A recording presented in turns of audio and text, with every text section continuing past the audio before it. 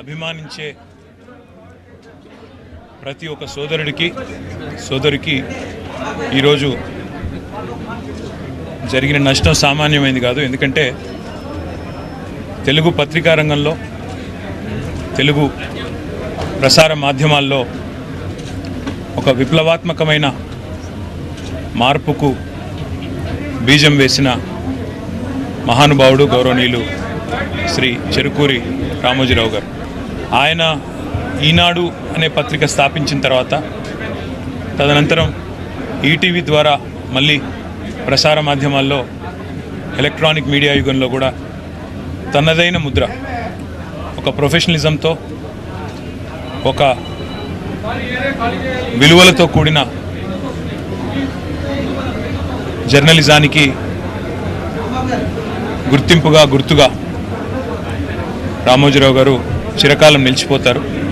తెలుగు భాషని ఆయన అభిమానించిన విధానం, తెలుగు భాష అభివృద్ధి కోసం ఆయన తపన, అదేవిధంగా ఎల్లవేళలా రాష్ట్రం బాగుండాలి, దేశం బాగుండాలి అంటూ తనదైన శైలిలో ఎప్పుడు కలిసినా చిరునవ్వుతో భారతదేశం గురించి, అదేవిధంగా తెలుగువారు ఎక్కడున్న తెలుగువారి గురించి, తెలంగాణ గురించి, ఆంధ్రప్రదేశ్ గురించి మాతో ఎన్నో సందర్భాల్లో గొప్పగా చాలా విషయాలు, గతం గురించి, భవిష్యత్తు ఎలా ఉండాలనే దాని గురించి కూడా చాలా గొప్పగా చెప్పిన మహానుభావుడు రామోజీరావు గారు.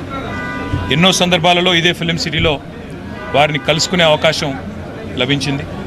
చాలా సందర్భాలు గంటలు వారితో కూర్చున్నప్పుడు ఒక మొబైల్ ఎన్సైక్లోపీడియా లాగా మొదటి నుంచి భారతదేశ స్వాతంత్రానంతరం నుంచి ఈరోజు వరకు చరిత్ర ఎన్నోసార్లు ఆయన నోటి వెంపడ విన్న ఒక అదృష్టం కూడా నాకు కలిగింది.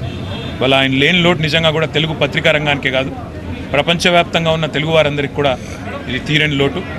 ఒక యూనివర్సల్ స్టూడియో స్థాయిలో ఇవాళ రామోజీ ఫిలిం సిటీని నిర్మించాలనే సంకల్పం ఏదైతే ఉందో, విజన్ ఏదైతే ఉందో, అది నిజంగా ఒక విజనరీకి మాత్రమే సాధ్యం.